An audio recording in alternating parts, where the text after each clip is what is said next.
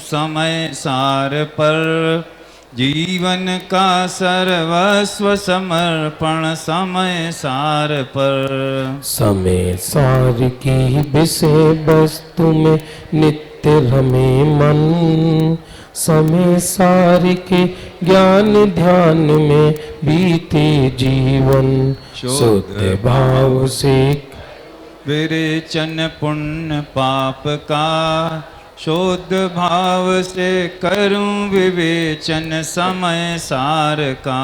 समय सार जो शुद्धात्म का प्रतिपादक है, शुद्ध ज्ञान में परम भाव का उद्घाटक है।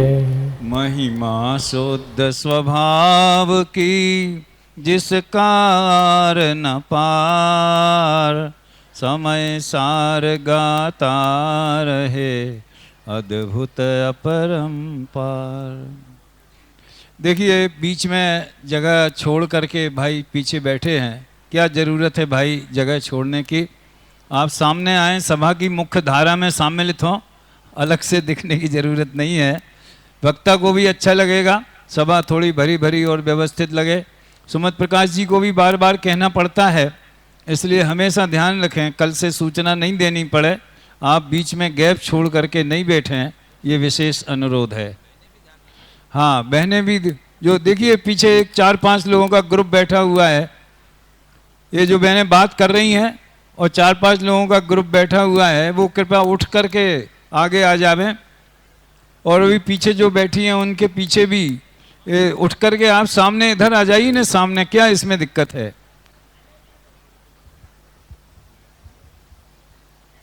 पीछे बातों करने की सुविधा रहती है, पीछे बैठने में बातों करने की सुविधा रहती है। दादा कह रहे हैं पीछे बैठने में बात करने की सुविधा रहती है, तो सोच लीजिए अब आप क्या इमेज है।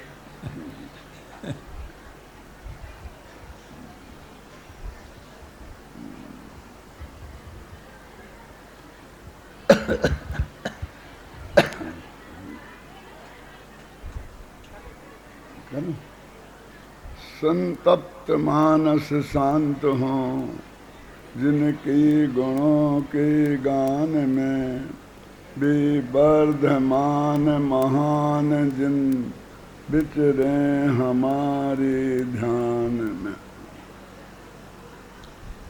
इस समय सार परमागम के संदर्भ में चर्चा करनी है। इस समय सार विधान मेरे सामने है। विधान माने क्या होता है ये आप जानते हैं? विधान माने विस्तार से कथन। आता ना तत्वार सूत्र में निर्देश स्वामित्व है ना, अंत में आता है विधानता, कि मैं इसका वर्णन जो करूँगा तो विधान, विधान में भेद प्रभेद बताकर जो विस्तार से कथन किया जाता है उसे विधान कहते हैं। तो इस समय सार परमागम में किस चीज का वर्णन किया गया है, वो बात इस विधान में अत्यंत सरल भाषा में, जिसमें आप पढ़ें स्वयं और आपकी समझ में आता जाए, किसी अड़ोसी पड़ोसी से पूछना ना पड़े, पंडितों की जरूरत ना पड़े, इस भाषा में ये लिखने की कोशिश की गई है।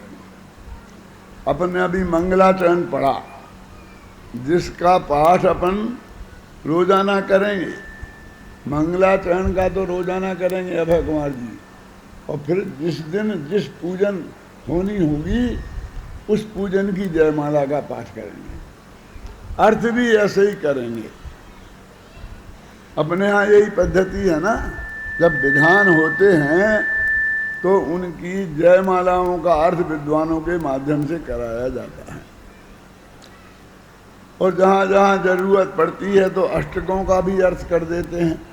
अर्घों में भी कोई बात जो विशिष्ट आती है वहाँ अर्घों का भी अर्थ कर देते हैं, लेकिन मुख्यतः जयमाला का अर्थ किया जाता है।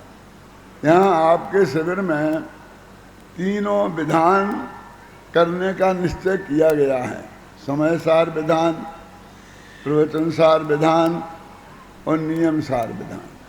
जो नियम सार विधान अभी तैयार होके आया है तो एक आध दो दिन में विमोचन होकर आपके हाथ में पहुंचेगा।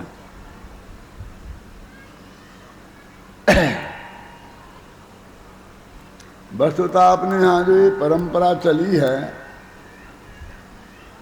खासकर विधान पवैया जी ने लिख लिख कर दिए और हमने किए, तो ये परंपरा अच्छी चली, क्योंकि कम से कम हमारे अध्यात्म शास्त्रों का पठन पाठन को इसमें गति मिली है, होने लगा है। लेकिन जैसा मैं कहता हूँ कि मैंने बहुत गहराई से उनका अध्ययन नहीं किया है, कितना उसमें हम मूल ग्रंथ का पठन पाठन, मूल ग्रंथ की विषय वस्तु को कितना हम समझ पाते हैं, मुझे ज़्यादा पता नहीं है। लेकिन मैंने ये कोशिश की है कि एक भी गाथा और एक भी कलश छोड़ा ना जाए। आद्योपांत जो भी समय सार के नाम पर है हमारे सामने, समय सार की गाथाएं, उन पर आचार्य अमृतचंद के कलश, उन सब की चीज इसमें प्रत्येक आ जानी चाहिए, जिससे कि एक बार तो जो भी 5-6 दिन में हम ये विधान करेंगे उसका पूरा पाठ हो जाए अत्यंत सहज और सरल भाषा में। देखिए, सबसे पहला प्रश्न है कि समय सार में है क्या? पूरे समय सार को हमें समझाना हो, समझना हो, तो आखिर समय सार में समझाया क्या है? ये मंगलाचरण में ये बात आ गई है। अकेला मंगलाचरण पढ़े अभिनंदन जी, आपका गला बहुत अच्छा है, आपको आना चाहिए, आपको पढ़ना चाहिए ये मंगलाचरण। ये मंगलाचरण जो है ये बहुत अच्छी धुन का है। ये अडिल्ल नाम का छंद है। अडिल्ल जानते हैं आप? पहले जो पुरानी पूजन चलती थी ना, उसके जो अष्टक था, अष्टक नहीं, जो स्थापना का छंद था वो अडिल्ल था। कौन? प्रथम देव अरहंत सुश्रुत सिद्धांत जू। और ये वो छंद है जो श्रीमद रायचंद्र ने जिस छंद में अपूर्व अवसर लिखा है। अपूर्व अवसर क्यारे आव से, और पूज्य गुरुदेव श्री जिस मस्ती के साथ, जिस भाव विभोर होकर उसे गाते थे, उस राग में इसे गाना चाहिए। अभिनंदन कुमार जी, अभय कुमार जी, संजय भाई, इन लोगों की ये ताकत है। मैं वो सुनना चाहता हूँ। क्या क्या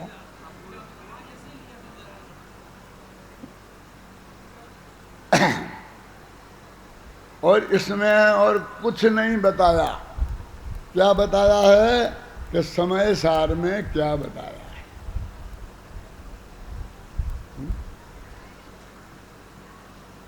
मंगलाचरण की पहली पंक्ति में लिखा है, समय सार का एकमात्र प्रतिपाद्य जो, कि समय सार में जो एक बात यदि कोई बताई गई है वो उसकी बात हम कर रहे हैं। क्या है वो?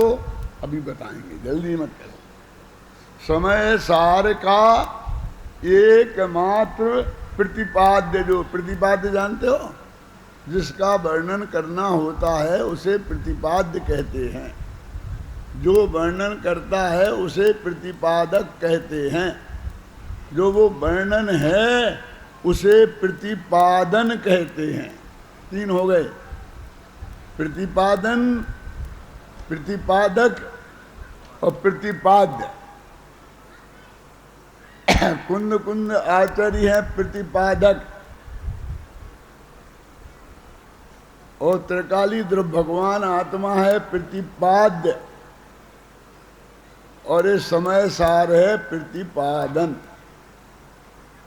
जो कुंद कुंद ने उस त्रिकाली भगवान आत्मा का प्रतिपादन किया उसका नाम है समय सार।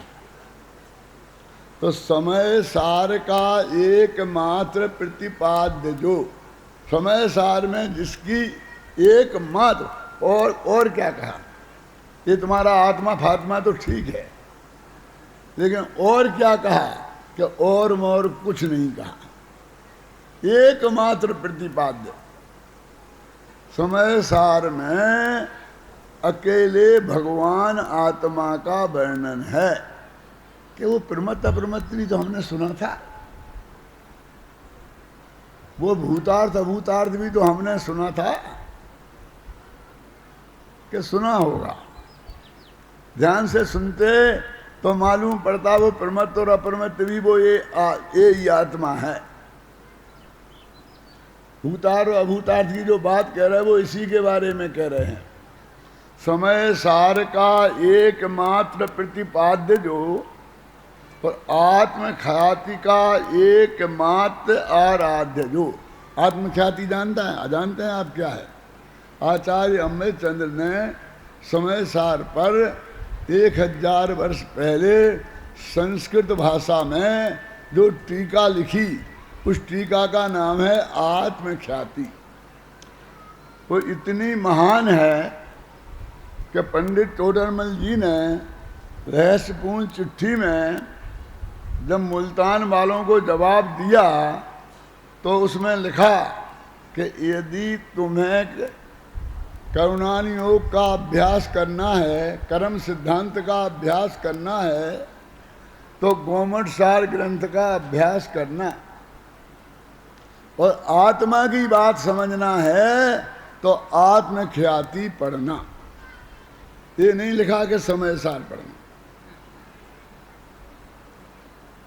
टोडरमल की दृष्टि में आत्मख्याति समय सार से भी ज्यादा महत्वपूर्ण है। पहले के जमाने में ऐसा होता था कि कभी कभी टीकाएं ग्रंथ से इतनी अधिक महत्वपूर्ण हो जाती थी कि ग्रंथ का नाम मूल का भूल जाते थे लोग और टीकाओं का नाम याद रखते थे। जैसे तत्वार्थ सूत्र की टीका है सर्वार्थ सिद्धि, एक आचार्य पूज्यपाद की टीका है संस्कृत भाषा में। उस सर्वार्थ सिद्धि उस टीका का नाम है। क्या अर्थ है उसका? कि जिससे सब अर्थ माने पदार्थों की सिद्धि हो। सर्व अर्थ सिद्धि, पुरुषार्थ सिद्धि नहीं, सर्वार्थ सिद्धि। सर्व पदार्थों की सिद्धि जिसमें की जाएगी वो सर्वार्थ सिद्धि नाम की टीका। लोग सर्वार्थ सिद्धि का नाम लेते हैं, सूत्र जी का नहीं। राजवार्तिक ये भी एक तरीके से भाष्य है, टीका है। राजवार्तिक का नाम लेते हैं, तत्वा सूत्र का नहीं, श्लोक वार्तिक है ना। ये तो भाग्य की बात है कि टोडरमल के जमाने तक तो समय सार के नाम पर आत्मख्याति भी ऐसी ही प्रसिद्ध थी कि भैया काय का स्वाध्याय चल रहा है तो समय सार का नहीं बोलते थे, आत्मख्याति का।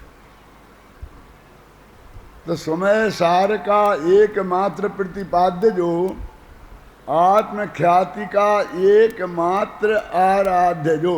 आत्मख्याति माने कि इसमें अपनी ख्याति माने प्रसिद्धि की गई है। अरे जी ऐसी कोई बात, हम तो दुनिया में दूसरों की प्रसिद्धि करते हैं और ये कहते हैं वो आत्मख्याति कि आत्मा माने मेरा जो भगवान आत्मा है ना वो त्रिकाली ध्रुव समय सार में जो समझाया है, जो समय सार का प्रतिपाद्य है, उसकी ख्याति कैसे हो ये बात इसमें बताई गई है। ख्याति माने प्रसिद्धि, प्रसिद्धि माने दुनिया जाने। क्यों? लोक में तो प्रसिद्धि उसे ही कहते हैं कि जिसे दुनिया जाने। हम अखबार में अपना नाम छपाते हैं फोटो सहित, तो इसलिए नहीं छपाते हैं कि हम अपने को जाने, इसलिए छपाते हैं कि हमें सारी दुनिया जाने। क्या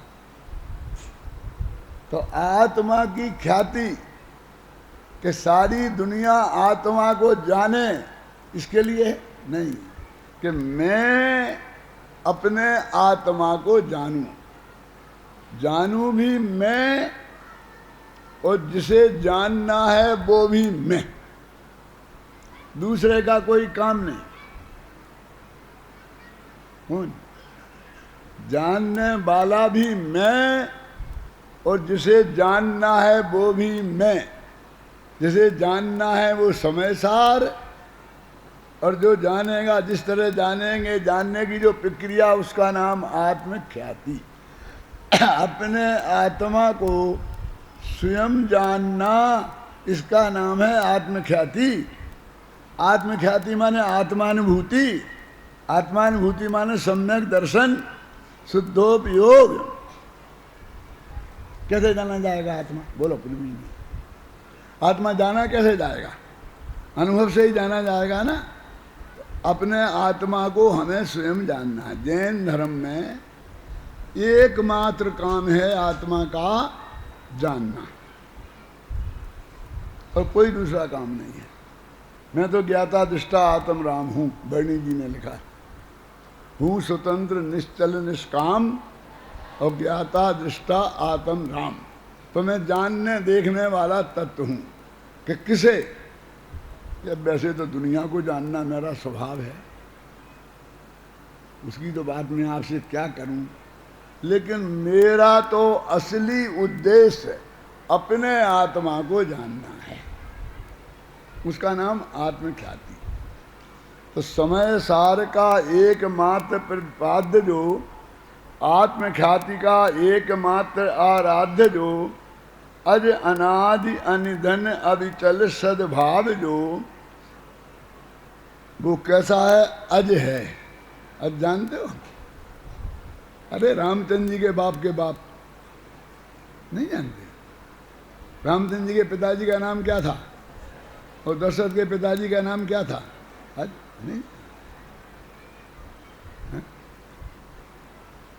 जिसमें राम माने भगवान का अवतार, जिससे भगवान अवतरित हों पर्याय में, ऐसा जो अज माने जिसका जन्म नहीं होता, जा माने जन्म होना,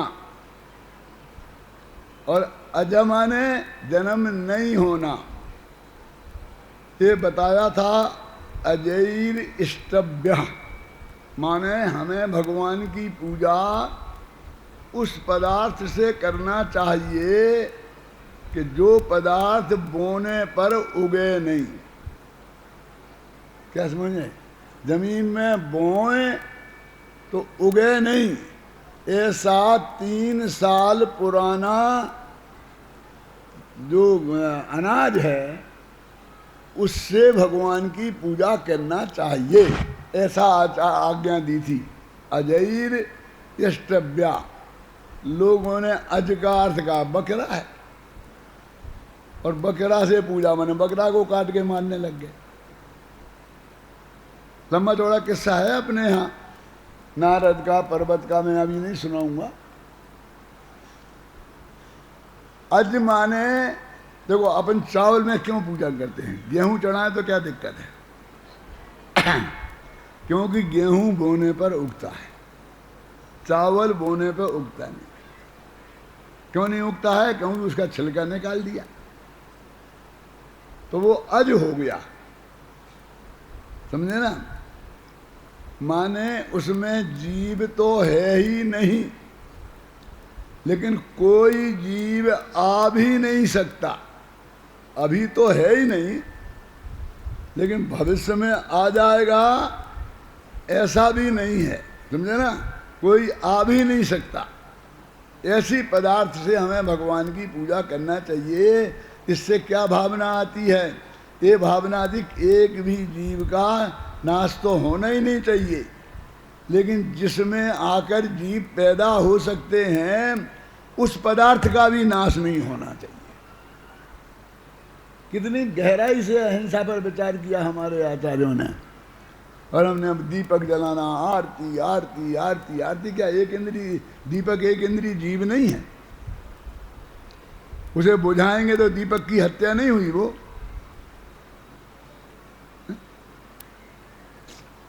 जो धूप अभी चढ़ाएंगे ना अपन भगवान को, तो उसमें कहते हैं अग्नि में खेते हैं। अब धूप तो चूरन जैसा है, आटे जैसा है। 3 दिन में मर्यादा होती है बरसात में, 5 दिन होती है गर्मियों में, 7 दिन होती है सर्दियों में। तो जो धूप आप बाजार से लाए हैं वो 5 दिन पुरानी होगी, 7 दिन पुरानी, ज़्यादा पुरानी नहीं होगी। तो इसमें कितने जीव होंगे, और अग्नि में तुमने डाल दी तो कर्म तो नष्ट नहीं हुए, अनंत जीव मारे गए। मैंने ये पूजनों में लिखा है, तुम ध्यान से सुनना, कि अग्नि तो हमने बहुत खेई और कहते थे कि इससे 8 कर्म जल जाएंगे, लेकिन अभी तक एक भी कर्म हमारा जला नहीं। धूप में अग्नि खेने, अग्नि में धूप खेने से आज तक कर्म तो कोई जला नहीं। लेकिन इस भगवान आत्मा को देखो ध्यान से, तो उसे ध्यानाग्नि कहते हैं। अब उसमें अपना भगवान आत्मा आवे तो कर्म जल जाते हैं, अंतर मुहूर्त तक रहे तो केवल ज्ञान हो जाता। अभी मैं पेज निकाल के नहीं बता सकता हूँ। तीनों विधानों में जब तुम पूरे पढ़ लोगे तब उसमें आ जाएगा। क्यों? मैंने तीनों एक साल में ही लिखे, तो मुझे ये याद नहीं है कि ये प्रवचन सार में है कि नियम सार में है कि समय सार में है कहीं ना कहीं जरूर। क्या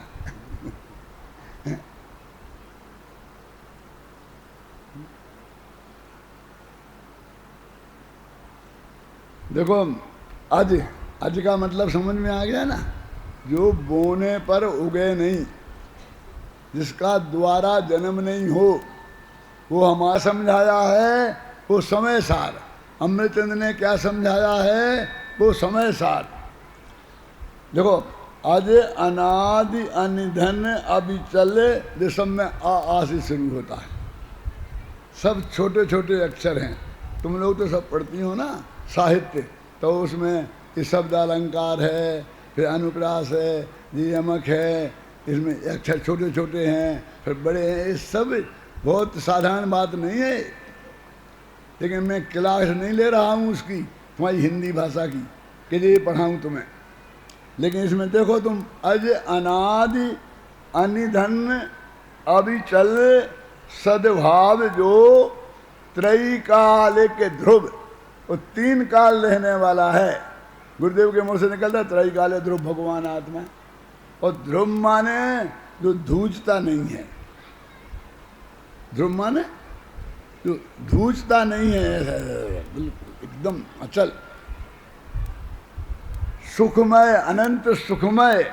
ऐसा जो ज्ञायक भाव है वो एक समय सार का एकमात्र प्रतिपाद्य है। वो आत्म ख्याति का एकमात्र आराध्य, आत्म ख्याति उसकी आराधना का नाम है। उस भगवान आत्मा के गीत गाए, उसका नाम क्या है? आत्म ख्याति। अभी एक दफे अभय कुमार जी आप पढ़ के सुनाओ बस। अब श्रीमद जैसी राय में गुरुदेव गाते थे जैसे। अभी दूसरा नंबर पे तुम्हारा आएगा। हेलो। समय सार का एकमात्र प्रतिपाद्य जो, आत्मख्याति का एकमात्र आराध्य जो, अजय अनादि अनिधन अविचल सद्भाव जो, त्रैकालिक ध्रुव सुखमय ज्ञायक भाव जो, अपूर्व अवसर ऐसा किस दिन आएगा। इसी राग में है ये, सुनो। अब और वो ही आत्मा की बात चल रही है। कैसा है वो? परम शुद्ध निश्चय नय का है गे जो। जानते हैं गे पदार्थ किसे कहते हैं? जिसे जाना जाए। वो ज्ञेय कहलाता है, जो जाने वो ज्ञाता कहलाता है, जानना वो ज्ञान कहलाता है, और उसका फल प्राप्त होना वो ज्ञप्ति कहलाती है। ज्ञान, ज्ञाता, ज्ञेय, ज्ञप्ति। आजकल लड़कियों के नाम ज्ञप्ति रखे जाने लग गए हैं ना। ज्ञप्ति माने ज्ञान का फल। अब ज्ञप्ति को पता है कि नहीं कि इसका क्या अर्थ है, और व्यक्ति के माँ बाप को भी पता है कि नहीं पता। अब तो पता चल जाना चाहिए, माँ बाप को पता है।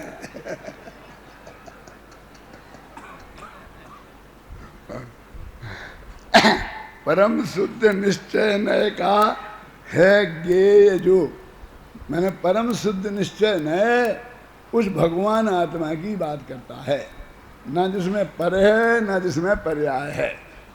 समझे ना, सबसे पार, अशुद्ध निश्चय नय से पार, एक देश शुद्ध निश्चय नय से पार, और साक्षात शुद्ध निश्चय नय से पार, इन सब से पार जो परम शुद्ध निश्चय नय है वो भगवान आत्मा उस नय के द्वारा समझाया जाता है।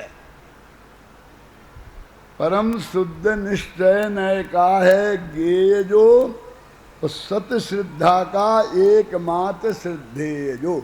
सत श्रद्धा मन सम्यक दर्शन, सम्यक दर्शन में एकमात्र श्रद्धा उस भगवान आत्मा की होती है। देवशास्त्र गुरु की नहीं होती है कि जरा शांत रहो, शांत रहो।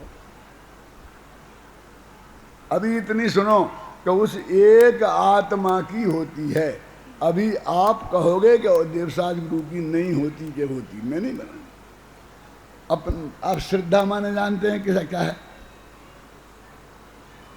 श्रद्धाएं भी बहुत बैठी होंगी और उनके माँ बाप भी बैठे होंगे। जानते हैं श्रद्धा माने क्या? श्रद्धा माने अपनापन। ये सुना कभी? ये जानते हैं? किसी चीज में उसे जानकर उसमें अपनापन स्थापित करना, उसका नाम है श्रद्धा। यदि वो पर पदार्थ में किया तो हो जाएगी असत श्रद्धा, और अपने त्रिकाली ध्रुव भगवान आत्मा में किया तो वो हो जाएगी सत श्रद्धा। तो किसमें? वो जो अपना त्रिकाली ध्रुव भगवान आत्मा है ना, परोपर्यायों से पार, उसमें अपनापन होना, उसका नाम है श्रद्धा का श्रद्धेय। हम लोग श्रद्धेय पूज्य पिताजी साहब जानते ही नहीं श्रद्धेय का क्या अर्थ होता है। क्यों?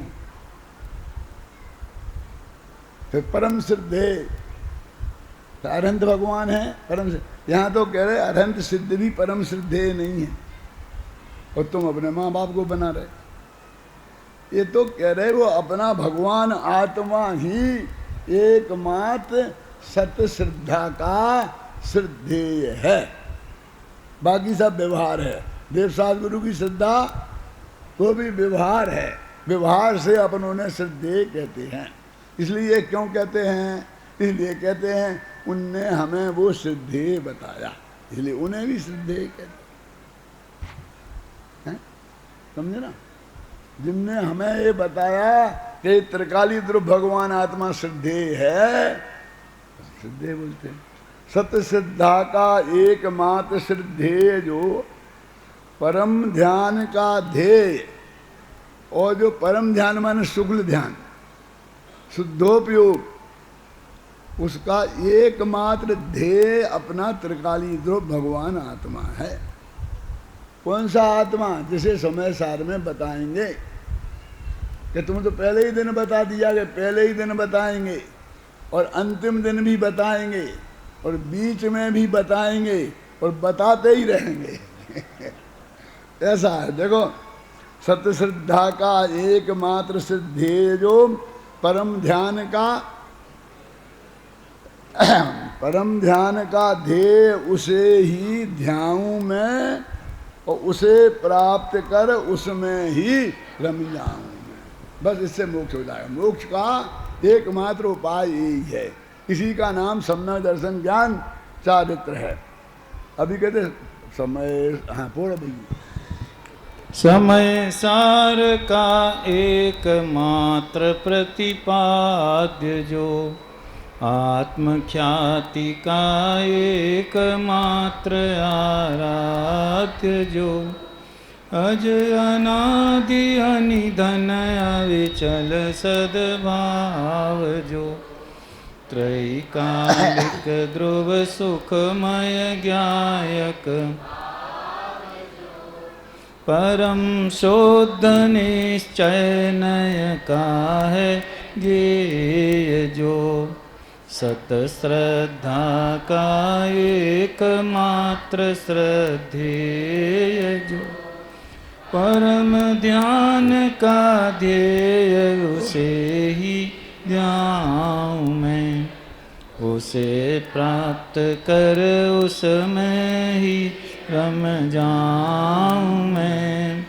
अपूर्व अवसर ऐसा किस दिन आएगा, बोल दो। समय सार अरु आत्मख्यात। ठीक है ठीक है ठीक है ठीक है, बोलो। जो कुछ जैसा समझा है मैंने प्रभु, उसी भाव को सहज सरल शैली, विविध पक्ष से जन जन के हित रख, अपूर्व अवसर ऐसा किस दिन आएगा, कब होऊंगा बायांतर निर्ग्रंथ जो, संबंधों का बंधन तीक्षण छेद कर, विचरूंगा कब सतपुरुषों के पंथ जो। देखिए, समय सार और आत्मख्याति का भाव जो, समय सार में जो बात समझाई और आत्मख्याति टीका में जो बात समझाई, उनका भाव मैंने जैसा जो कुछ समझ में मेरे आया, मैंने पूरी कोशिश की है कि उसकी गहराई को मैं समझूं। इस समय सार पर मैंने 4600 पेज लिखे। कितने? 46। तुम लोग 40 में नहीं समझती ना, अंग्रेजों की बेटियां हो गई ना। इतने 100 समय सार अनुशीलन, समय सार का सार, समय सार का पद्यानुवाद, समय सार का विधान। अब और क्या हो सकता है समय सार का, समझ में आया ना। सब बनाया, सारी जिंदगी लगा दी उसमें। तो देखो, मैंने जो कुछ जैसा समझा है हे प्रभु, उसी भाव को सरल शैली में, सरल सहज भाव से और सब लोग समझें, जन जन के हित रख रहा, सबकी समझ में आ जाए। समझे ना। देखो, अभी तक लोगों ने ऐसे पढ़ा तो होगा, लेकिन पूरा ऐसा समझा नहीं होगा। लेकिन समझाने वाला चाहिए। अब मैं क्या दिन रहूँगा, कब तक समझाऊँगा? कितने दिक्कतें आ जाती हैं। आज समझा रहा हूँ, कल समझा पाऊँगा कि नहीं समझा पाऊँगा, क्या गारंटी है? क्यों? यहाँ तो समझाने ही आया था ना, तो कल नहीं समझा पाया। लेकिन घबराना नहीं, मैंने 1000 समझाने वाले पैदा कर दिए। ये लोग भी उतनी गहराई से आपको समझाएंगे। मेरा बहुत पक्का भरोसा है कि ये सब उच्च कोटि के विद्वान हैं, ये कोई 19 नहीं है। किसी को इस अनादर भाव से नहीं सुनना। शैली हर एक की अपनी अपनी अलग अलग होती है, लेकिन वो जो मूल मरम की बात है वो उनने पकड़ी है। समझे ना। अभी अगला कलश बोलो। इसमें भी है एक स्वार्थ मेरा प्रभु, नित प्रति ही चित रहा करे इसमें विभो। मेरे मन का हो ऐसा ही परिणमन। मन का ही अनुकरण करें हित मित वयन। अपूर्व अवसर ऐसा इस दिन आएगा। इसमें मेरा एक स्वार्थ है, मैंने आप लोगों के लिए ही लिखा, ऐसा मत समझना। क्या स्वार्थ है कि अपना मन इसमें लगा रहे, यहाँ से उचट कर फिर और दुनियादारी के चक्कर में नहीं आ जाए। ये तो अपन जब कविताएं लिखते हैं ना, तो ये लौकिक कविताएं भी अच्छी लिख सकते हैं, हास्य रस की भी अच्छी लिख सकते हैं, श्रृंगार रस की भी लिख सकते हैं। ऐसा थोड़ी कि अपन वो को समझते नहीं है। लेकिन मेरा चित्त यहाँ से हटकर उसमें ना चला जाए, ये मेरा स्वार्थ है। इसमें भी है एक स्वार्थ मेरा प्रभु, नित्य प्रति ही चित्त रहा करे इसमें विभु। कि मेरा चित्त इसी में लगा रहे, मेरे मन का ऐसा ही हो परिणमन। मेरे मन में ऐसा परिणमन हो जाए कि वो यही बात सोचे, दूसरी बात ही नहीं सोचे, और मन का ही अनुकरण करें हित मित बयन। बयन माने वचन, हित मित वचन भी वो मन का अनुकरण करें। जो मन में आए मैं मुँह से बोलूं। मैं ऐसा प्राणी हूँ जो विधान वगैरह होते थे ना, उनमें मैं बैठता नहीं था ज़्यादा। पूजा विधान में मेरा मन नहीं लगता था ज़्यादा। वैसे तो मैंने पहले बहुत विधान कराए, 100 से तक विधान कराए होंगे अभिनंदन जी। पंडित बन के प्रतिष्ठाचारी, तुम मत समझना कि तुम ही बड़े प्रतिष्ठाचारी हो। मैं प्रतिष्ठाचारी का गुरु हूँ है ना। लेकिन फिर भी उतना रस नहीं आता है।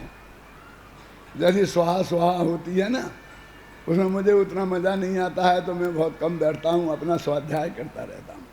लेकिन ये मैंने लिखे और ये लोग कर रहे, संदेश शिखर में मैंने देखा तो लोग बहुत आनंद से लोग समझ रहे थे, सुन रहे थे, तो मुझे भी बहुत अंदर से आनंद आया। और यहाँ मैं संकल्प लेके आया था कि मैं पूरे विधान में बैठूंगा और इसका अर्थ समझाऊंगा, और विधान में भी बीच बीच में समझाऊंगा। अब वो क्या हो पाता है नहीं हो पाता है, तो प्रथम गिरा से मक्ष कब पाता, पहले ही दिन मक्खी खाने में गिर गई। ख्याल में आई ना। नहीं मैं बैठ पाऊंगा, लेकिन किताब तो मेरे हाथ में है और लिखी तो मैंने है ना। मेरा उपयोग में तो वो बात चलती रहती है। तुम लोग यहाँ विधान करते रहते हो, तो मैं वहाँ कोई सोता नहीं रहता हूँ। 5 बजे के पहले उठ जाता हूँ, 5 बजे के बाद बरसों से मैं सोया नहीं, समझे ना। तो क्या करता रहता हूँ, कुछ ना कुछ करता ही रहता हूँगा। गुरुदेव का टेप सुनता रहता हूँ और ये सब बातें इसमें ही करता रहता हूँ, सुनता रहता हूँ। देखो, बोलो अगला। हाँ। अपनापन हो निज आत्म में नित्य ही, अपना जानू निज आत्म को नित्य ही। रहे निरंतर निज आत्म में ही रमन, रहूं निरंतर निज आत्म में ही मगन। अपूर्व अवसर ऐसा किस दिन आएगा। आखिर तुम चाहते क्या हो? तो क्या चाहता हूँ? ये चाहता हूँ कि ये त्रिकाली जो भगवान आत्मा है, इसमें मेरा अपनापन हमेशा कायम रहे, और यही मैं हूँ, मेरा है। और कोई कुछ भी मेरा नहीं है। नहीं, इसमें क्या है, इस अपने आत्मा को भी अपना रखो, और बाल बच्चों को भी अपना रखो, माँ बाप को भी अपना रखो, पत्नी को तो रखो कम से कम। क्यों? देखो, आचार्य कहते हैं जितना अपनापन तुम उनमें रखोगे, उतना अपनापन इस आत्मा में से कट जाएगा। समय तो उतना ही है, हम जितना किसी को देंगे उतना हमारे में से कट जाएगा। तो मैं अपनापन 100% है तो सम्यक दर्शन है। अपने आत्मा में परसेंटेज से 51% रख लो और अपन रह जाएंगे, ऐसा नहीं है। 1% भी अपनापन तुमने इस भगवान आत्मा को छोड़कर किसी अन्य में रखा तो वो 100% ही चला जाएगा। तो मेरा अपनापन निरंतर अपने आत्मा में ही रहे, है ना। अपना जानू निज आत्म को और मेरा जानना माने ज्ञान, अपनापन माने सम्यक दर्शन और जानना माने ज्ञान, सम्यक ज्ञान। उसका भी यही परिणमन हो कि ये मैं हूँ और रहे निरंतर निज आत्म में ही रमन, बस अपने आत्मा में ही मगन मस्त और निज आत्म के ज्ञान ध्यान क्या है, रहूं निरंतर निज आत्म में ही मगन। बस मैं ये चाहता हूँ, ये मैं चाहता हूँ वाली बात नहीं है, सबको ऐसा चाहना चाहिए। ये सबकी बात है, जो पढ़ेगा वो उसकी बात है। अन्य न कोई हो विकल्प है आत्मन, निज आत्म का ज्ञान ध्यान चिंतन मनन, गहराई से होय निरंतर अध्ययन, निश दिन ही बस रहे निरंतर एक धुन, अपूर्व अवसर ऐसा किस दिन आएगा। अन्य को मेरे मन में कोई दूसरा विकल्प खड़ा नहीं होना चाहिए। ये ठीक है, ये तो अपन कर ही रहे हैं, इतना कर लिया, 4600 पेज लिख दिए और अब थोड़ा और भी देख लो, पार्ट टाइम जॉब कुछ तो कर लो ना, उसमें क्या दिक्कत है। क्यों प्रवीण भाई, कुछ तो कर लें। कहते नहीं, मेरे को कोई और विकल्प है नहीं। हे भगवान, प्रार्थना भी ये है कि हो ही नहीं। भगवान से क्या मांग रहे कि मुझको और कोई विकल्प ना हो, कि तेरे को जो हम खुश हैं तेरे से, तू मांग ले जो तुझे चाहिए। कि हे भगवान, सारी जिंदगी में मुझे मांगने का विकल्प ना आए, ये मांगता हूँ। क्या मांगने का विकल्प नहीं है। सच्ची घटना बता रहा हूँ परमात्मा। घर में दाल में नमक ही नहीं था तो मैं पूरी खा गया। बाद में पत्नी ने दाल खाई, बोली नमक ही नहीं है। मैं कहा हाँ पता तो चला था। बोली मांग ले थे। मैंने कहा मर गए। जिससे सारी दुनिया से बचते आ रहे हैं, तू भी वही सिखाती है कि मांग लेते। मांगना आता होता तो फिर क्या बात थी। मैं नहीं मांगता, मांगने का काम मेरे से नहीं हो सकता। कोई मेरा विद्यार्थी करे मुझे पसंद नहीं आता है, सचमुच कहता हूँ। अभय जी आप अनुभव करते होंगे कितनी कितनी संकट आए, कितनी कितनी दिक्कतें आई, लेकिन मैंने कभी कोई नहीं, मैं ये विकल्प मेरे चित्त में कभी पैदा नहीं हो कि पत्नी से भी नमक मांगना पड़े, एक गिलास पानी भी किसी से मांगना पड़े। तो क्या मतलब होना चाहिए? खुद उठा के पियोगे, बहुत अच्छी बात है, खुद उठा के पीने लायक हो तो, और नहीं तर पुण्य का योग होगा तो हमारे बिना मांगे लोग ऐसा गिलास लेके खड़े रहेंगे। मुनि महाराज को